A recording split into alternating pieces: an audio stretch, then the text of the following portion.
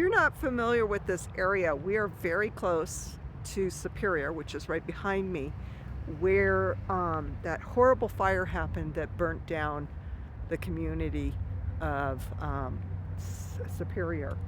And they've said, they haven't lately, that it could have been a coal mine that has been on fire for years that is in that area. And this is something similar where there was an explosion and they thought it was from a spark from one of the tools that ignited the coal that caused this explosion in 1936. And it just kind of hits home when Superior's just behind me. And we recently had that horrible fire that ravaged that town and the community there. So we're here today to find the headstone of Joe Haro. We are in the Flatirons Crossing parking lot. There's Macy's, that used to be Nordstrom's. It's on the northwest side of the mall. And we're in the Broomfield area. So what we're going to do is we're going to be taking this trail across here on the north side of the mall to find where this headstone and this memorial is for Joe Haro. And I apologize if I'm pronouncing his name incorrectly. He was the only body that was not recovered in the explosion. So this park and this trail is called the Barrera Park, and it's kind of a hidden trail. So it's actually really pretty. There's actually this little waterfall down there on this trail, but that's the mall right there. It's the entrance to the mall. We're parked up there. It's only like a 3-minute walk, and I can actually see the headstone and the memorial from here. It's right there. But it's just, you know, there's trails all through here, and when I first looked at it in the map, I was like, God, how are we going to get there safely? Because right behind me is the entrance to Highway 36. But there's actually, you know, like picnic benches and everything. Here, there's a bench right across from the memorial. So here's his headstone. Here's Joe's headstone right here. Somebody's put a nice Christmas wreath there. And some other wreaths still honoring him. Somebody's left a rock on top of his memorial. So basically they moved his headstone to this spot from the entrance of the mine when they built the mall. So when the developer bought the property, they also took over where the entrance of the mall was, and also the expansion of Highway 36. And if you're not from this area, Highway 36 is it's a big thoroughfare from Denver to Boulder.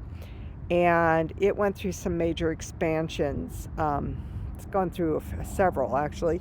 And so certain things had to be moved, such as Joe's headstone here, along with Shep, the dog, the toll booth dog. He was moved also, body and all, to the Broomfield Depot Museum. Make sure you take a look for that video. We have a whole video on Shep.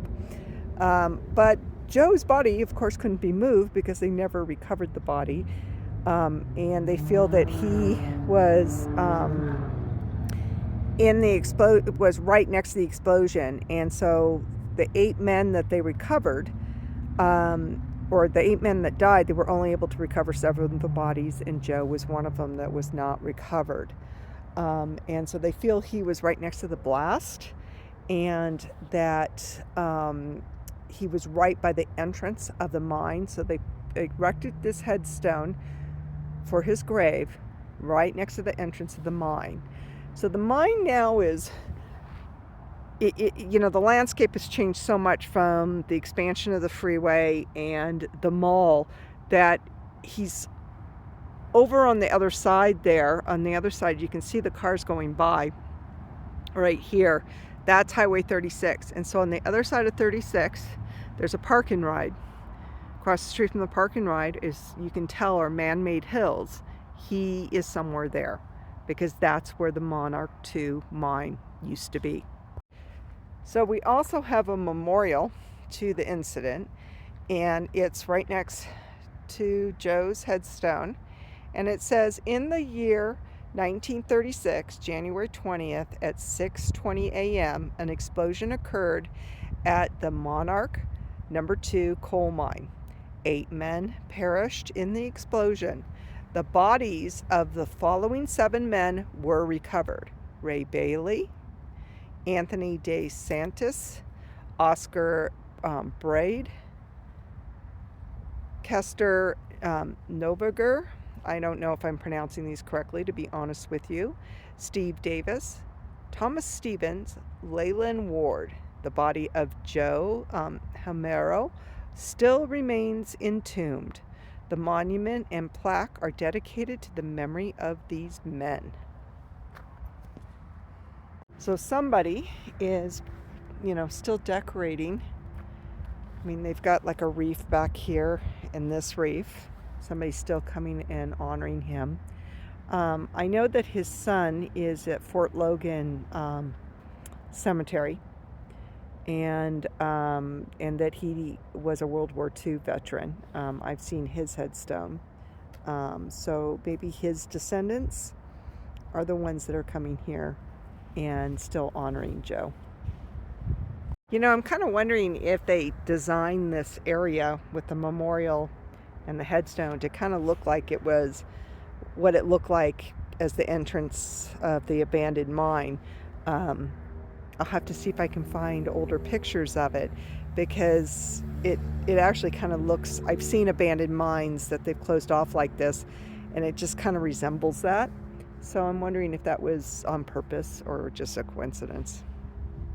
So his headstone has the year of his birth, which was 1887, and he died, of course, on January 20th, 1936. And the bottom of the headstone reads, "A faithful employee who died in the performance of his duties." And he was, I'm pretty sure, was the crew chief at the time, and they were the night crew. So we're walking across from the Joe's headstone and the plaque. The mine was like somewhere over this way. You can see Highway 36 sign right there. It's like right there. But there's this really nice like little pond area that you can sit, and has its own little waterfall. It's very nice. So this area used to be, the property owner was Frank Barrera, and that's why this park area is named after him. But it's really, really nice, and there's like a poem right by the this little waterfall here that is by Frank, and so this was dedicated in his honor. So we're in the park and ride on Midway Drive, and this is where the mine was. And if you look at that hillside, I mean, nothing grows on it.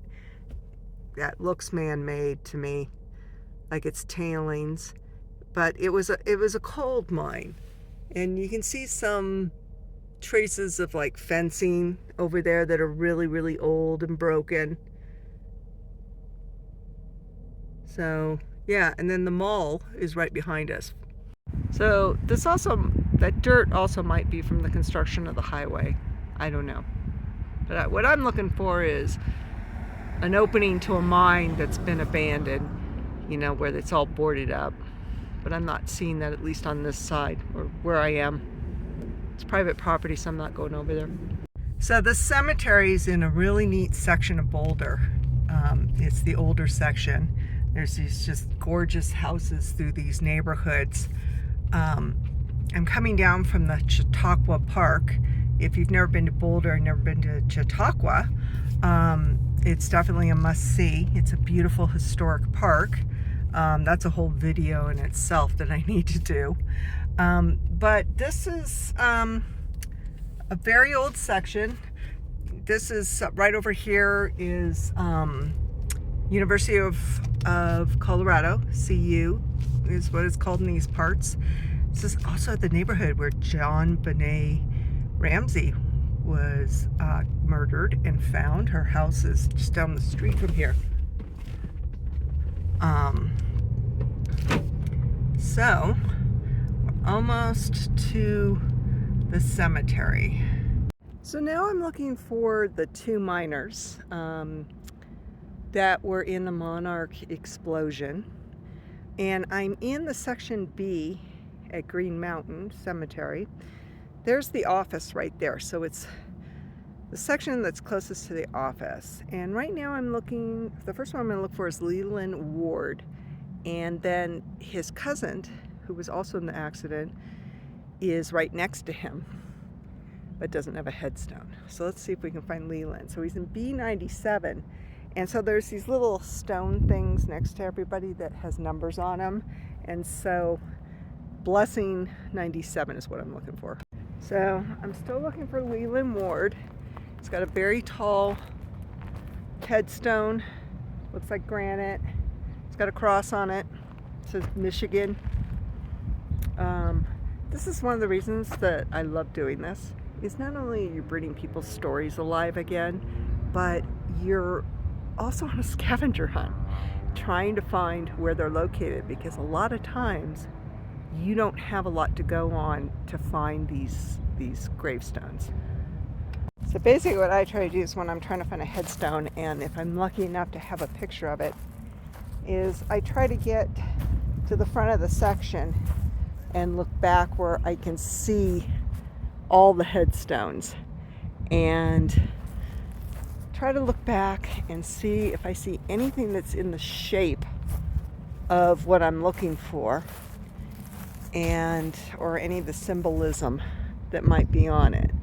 So I'm having problems finding Leland's headstone. What always kind of throws me off is the size, because the picture makes it look so big, and it's and then you go up to it and it's not as big as it is in the picture. Yeah, not seeing him. He's going to be an older one. That's why they're so close to the office. So I'm still in the E section, and basically what we're looking for is a headstone like this, a military headstone.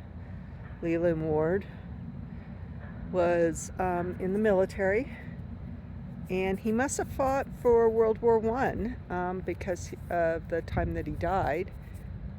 So it even has the cross on top, just like this one. This section is really, really big. It's a lot of headstones, but oh wait, I think it's hiding over here. No, that's not him. I mean, there's not a ton of military people that I'm seeing headstones in this cemetery, so it should be easy to spot.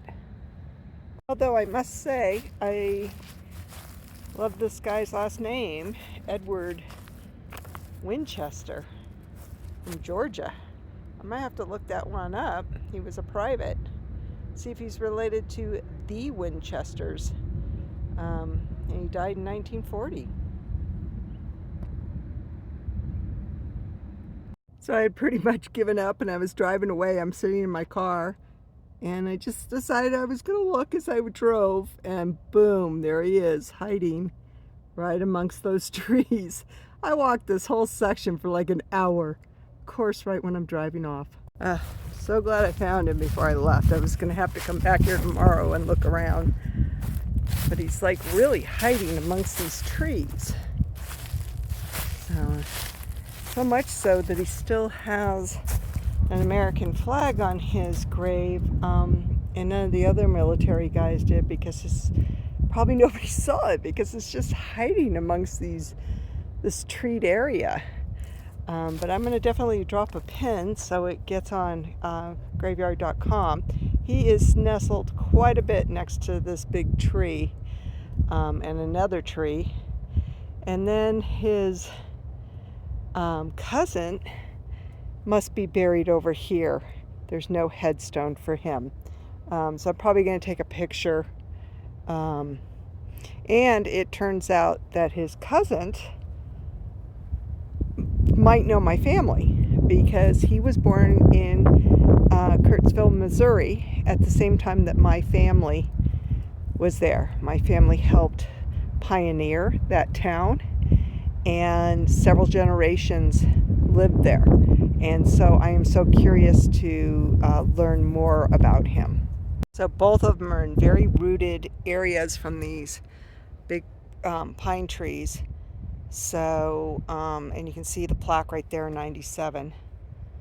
And then Leland over here.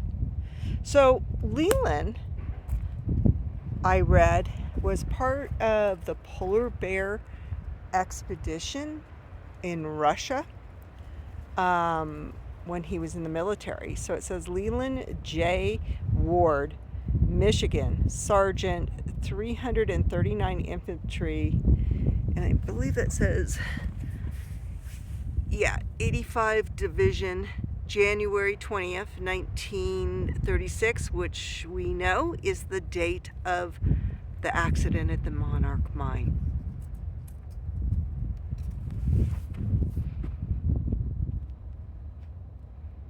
So I am so glad that I decided to just kind of take a little look as I was driving away for Leland and John. I'm just so glad that I found their graves. I mean, they're tucked away in there, and they've got a lot of root growth and stuff around their graves. And I'm so glad that I was able to photograph John's grave to put up on findagrave.com. I think everybody needs a picture, even if they don't have a headstone, at least the area of where they're buried, if you know where that is. But I am so curious to find out if John knew my family or was related even. I didn't realize that he was from Kirksville, Missouri until I came to the graveyard today, the cemetery, and I really looked at his birthplace. And then when I looked at his parents were from there. And I'm just so excited to find out about that, because the year of his birth, my third-time great-grandfather was a very popular pastor at that time. And I have like a ton of family from that is from that area, graveyards that are very derelict, and I'm looking forward to go and check out. I have some headstones that I really would like to repair of my family's. So the third miner that's buried here at Louisville Cemetery is down this way, and it's Thomas Stevenson.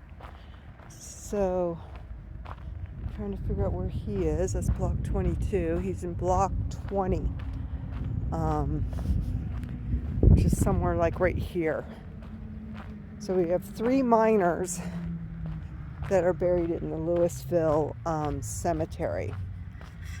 So they've actually been really easy to find, even though there were no coordinates or any information on findagrave.com, because here's block 20. Because the graveyard has a really good find a grave map there he is, he's right there. You just put in the name and it tells you what the block number is and the section and everything. So they've been actually really easy to find.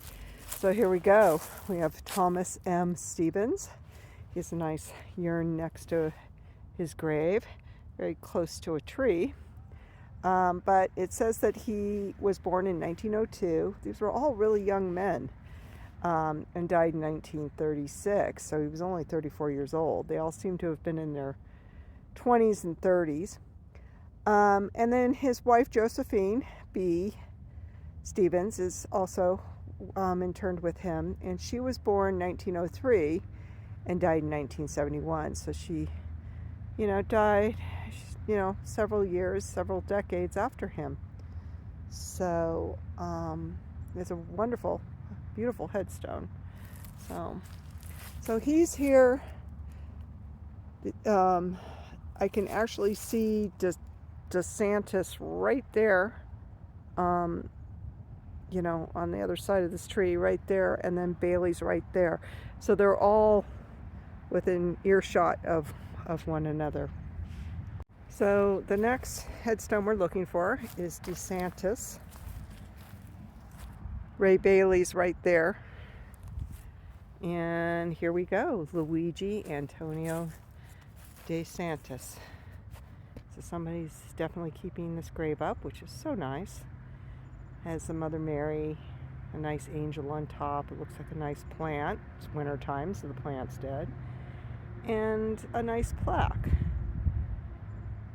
So it says Luigi Antonio and Adeline Mary, which was his wife.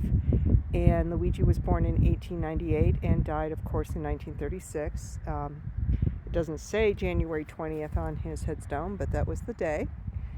And his wife, Adeline, was born in 1903 and died in 1986. So she lived a lot longer than he did.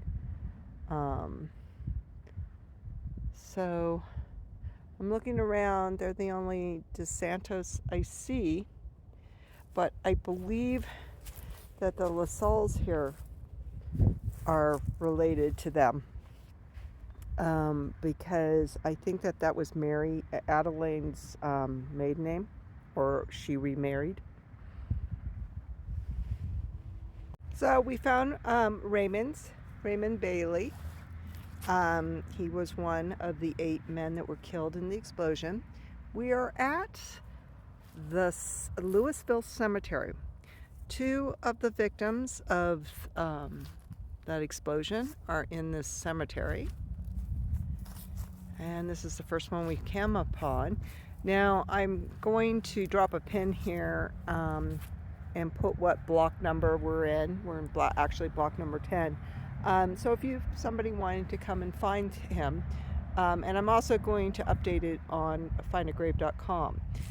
But you can see that he died in 1936 and was born in 1907. So that's the year of the explosion on January 20th.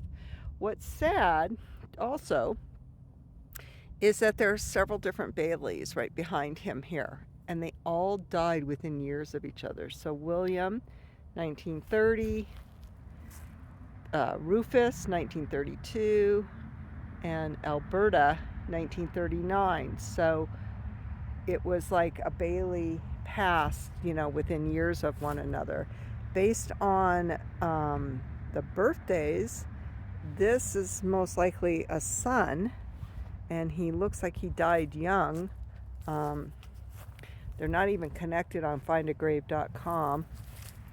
And the year is really, really hard to read. It's 1900 something. It says 1911. So that could have been his son. 1870, Rufus was born. 1878, Alberta was born. And these are different families. So there's just several Baileys here. But he was born in 1909, so that was probably his brother, because he was born in 1911. But it's sad.